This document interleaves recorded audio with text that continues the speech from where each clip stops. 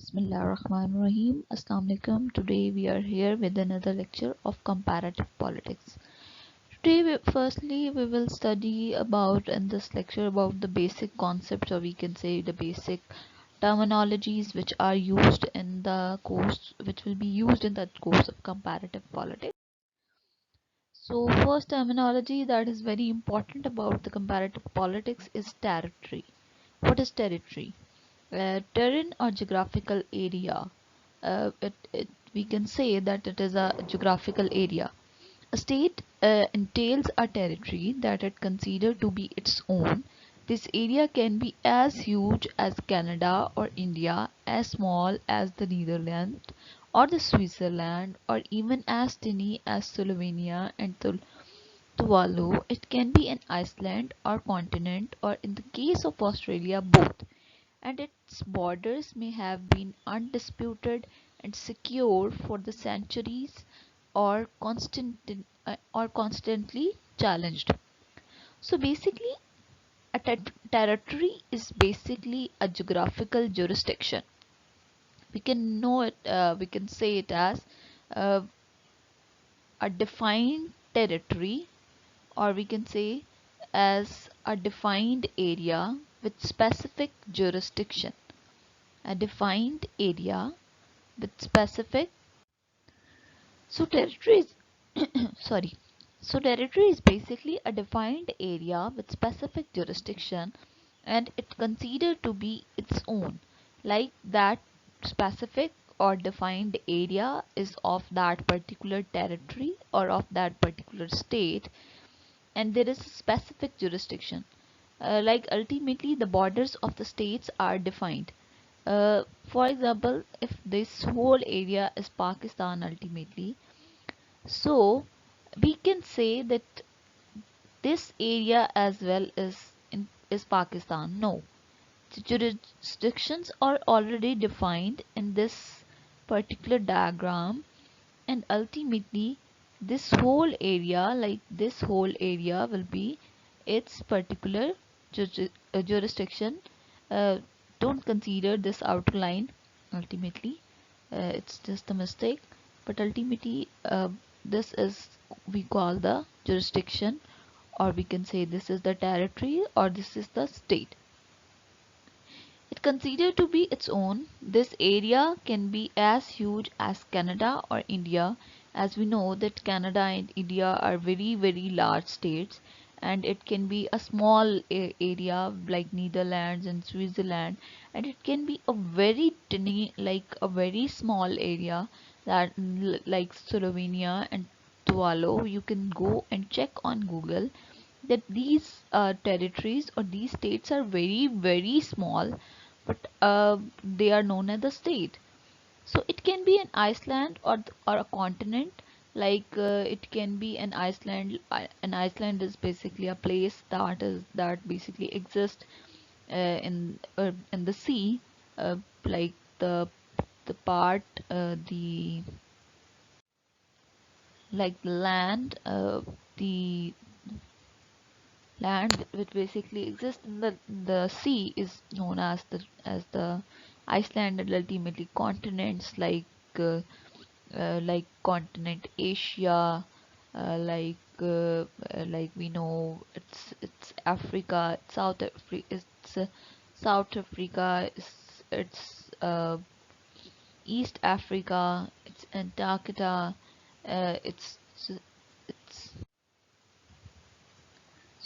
so we know there are seven continents in the world. Or in the case of Australia, it is both, like it consists of both like continent and Iceland. Its borders may have been undisputed. Like ultimately, we can say that the border is undisputed. There is no dispute between two states which the border connects, and for example, the border might be disputed and constantly challenged, like the border between Pakistan and India, on the side of Kashmir, where Kashmir claims to be India claims to be Kashmir as their own state, and Pakistan claims Kashmir as their own state country. And precise synonym or shorthand term of state or nation state. Like a state is also known as a country, or we can also say it as a nation state. What is a nation state? A state which basically work for its nations, or it's working from for its nation for many years, is known as a nation state. To the territory of a state belongs the airspace above it as well as its coastal waters. The only restraint on the territorial aspect of the state is that it has to be more or less enduring. An ice flow, even one as large as France, or doesn't count. So sometimes the label territorial state is used to underline the importance of this geographical feature. Less precisely, we commonly use the term country. So usually a country is basically a place where the territory, basically like the land area, basically belongs to the people. The air above basically belongs to the that particular state or the country. The coastal waters belongs to that particular country. जैसे कि हम अगर पाकिस्तान की बात करें तो हम क्या कहते हैं कि पाकिस्तान की फ़ज़ाई हदूद, like we have our air space, and if someone will basically cross those borders illegally, so yes, we can even we can fight with them, we can kill them if they are doing it for some wrong purposes. Even the coastal waters, like we know that Pakistan ki samandari hadood, the coastal waters, like we have boundaries there as well. If someone will cross it illegally, yes, ultimately you can catch them. You can ask them that why they have crossed those lines illegally. So a country is basically a place where you can explain its geographical features, and it is basically a territorial state, like it has territory, it has people which are being served, and it has some geographical features as well. Then people, a group of people whose common consciousness and identity make them a collective entity. Like people are are the one who are common conscience, whose common conscience and identity make them a collective entity. Like ultimately they are quite same. Ultimately, somehow they actually think same, and when they are together, they make an entity. Like they are the one who basically run the state. They are the one who basically run a territory. They are the one. Sorry, they are the one who basically run who collectively run an a state. So a state entails a people, that is person living together. Here two numbers are irrelevant, like the people in different states exist in different numbers. As we know that China is most populated country, then India is also a populated country, then Iceland, these Icelands are not much populated. Pakistan is very populated country. So these people basically live together ultimately, uh, for the welfare of the state ultimately, and they can be more in number or they can be less in numbers. So to be a people, the individuals concerned must have something in common. But exactly what they must share to be called a people? Their language, religion, common history, culture is highly contested matter. Minorities who don't speak the same language or share the same religion or culture can be found in almost every state in the world. In a country, it is a possibility that there must be some minorities. Like apparently they are same people, but their language or their religion or their history or their culture might be different, and they are living in a state where they are living as a minority. like they are less in numbers in that particular state or the area, and majority of the state is known as the people who live together, and their language, religion, history or culture is almost same, and they are known as the majority of the state. Sovereignty, the highest power that gives the state freedom of action with its own territory.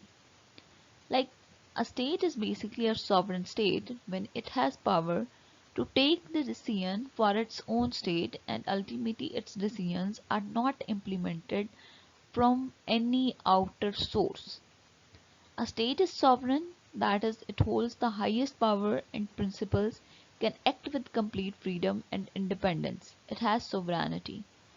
Like, if we talk about Pakistan, in many past years, like after 9/11, we have seen that whenever a decision is taken the state, ultimately what people say, they always say that this decision is influenced by America, or this decision is influenced by some powerful state.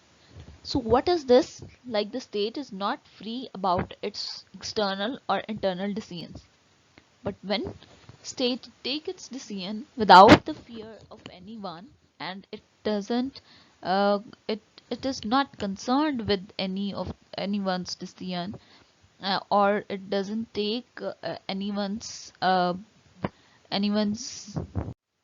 interference in your state matters.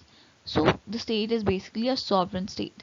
Like America is a sovereign state, no power can influence the decisions of the America.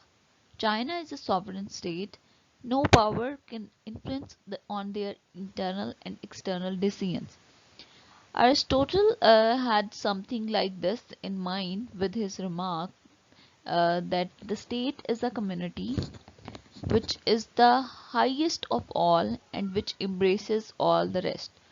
Like, ultimately, uh, state is basically a community uh, which is highest of all. Like, यही है जो आपको इज्जत देती है, और यही इज्जत बेसिकली वो अपनी तमाम लाइक अपनी पब्लिक को भी वही इज्जत देती है. लाइक, अगर आपकी स्टेट की इज्जत है, अगर आपकी स्टेट जो है वो आज़ाद है, इट मीन्स कि आप सब आज़ाद हैं. लेकिन अगर आपकी स्टेट आज़ाद नहीं है, इट मीन्स कि कोई भी आज़ाद नहीं है. Sovereignty is a claim to ultimate authority and power. Usually two types are distinguished. Like, we can say that it is a proper claim ultimately, that whenever there will be sovereignty, there will be authority, and there will be power. Internal sovereignty and external sovereignty, these are the two types of the sovereignty. Internal sovereignty mean within its own territory every state can act as it wishes, and its dependent is independent of the other powers. Like, Pakistan is free to take its decisions.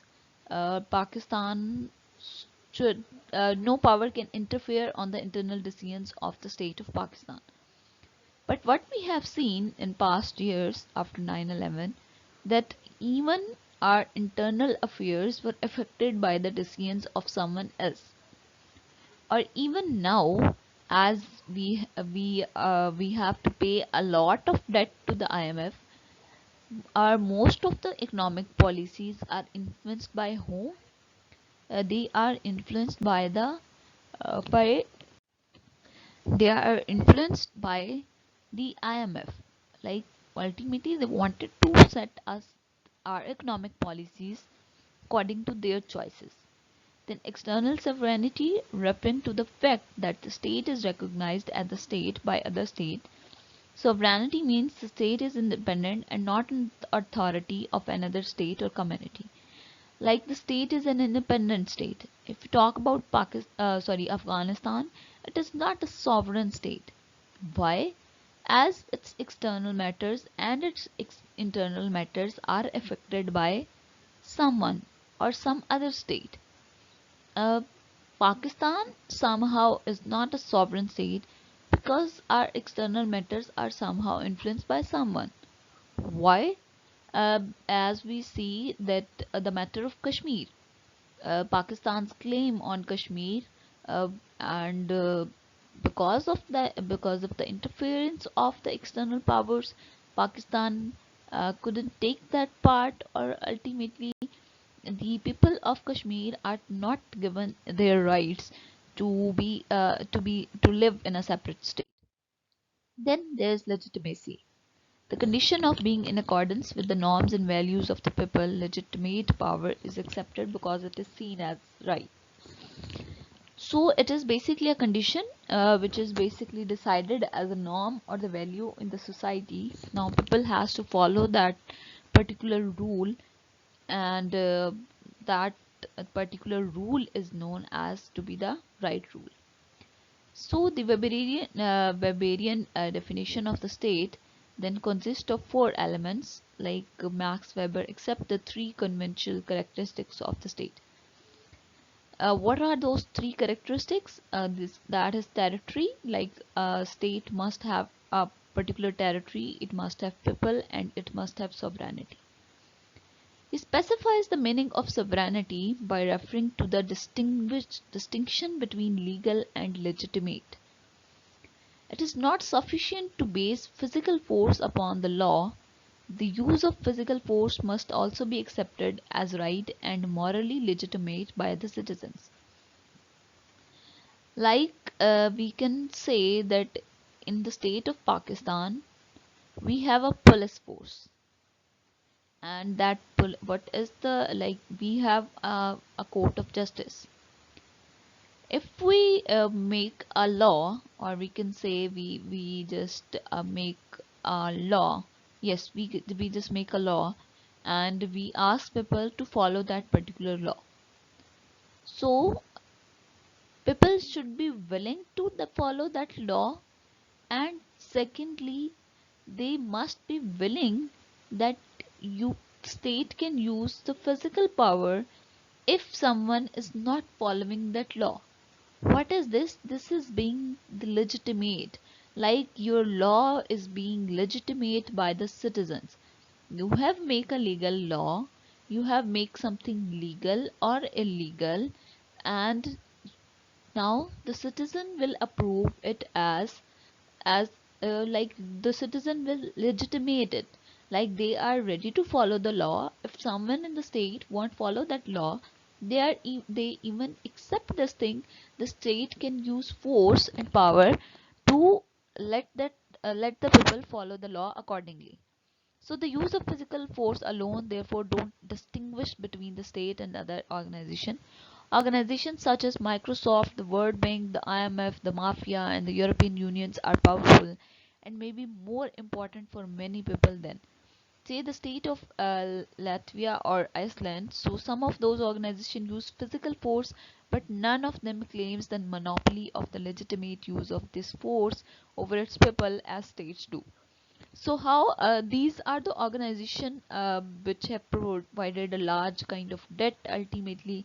As we all know that we use Microsoft Office, so Microsoft Office asks us to provide our personal details like emails and everything.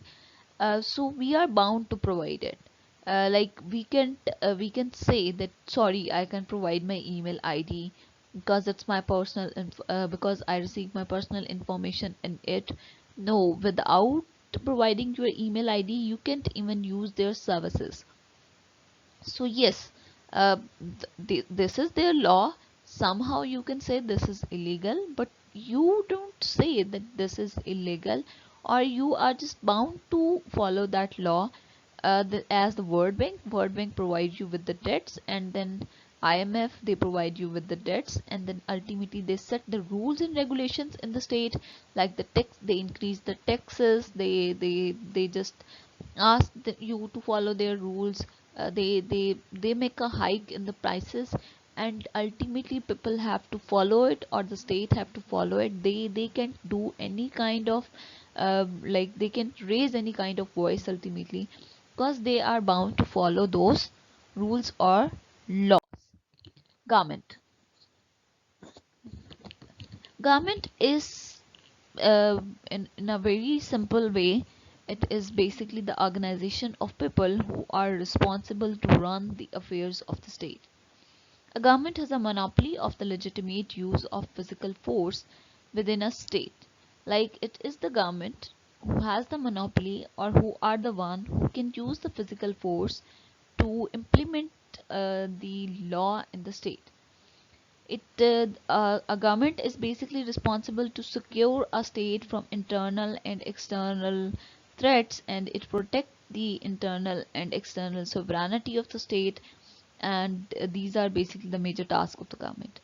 So Weber points to the fact that some actors or institute must monopolize the legitimate use of physical force if the state is to avoid the danger of anarchy and lawlessness. Usually we call this actor or institution the government of a state. So basically it is a government which basically use the physical powers to impose law in the state, and when there will be law in the state there can be an anarchy. It is basically a system of government where someone actually do where someone just come and the person just rule over the state without any law, without any rules, and he or she has its own rules and regulations.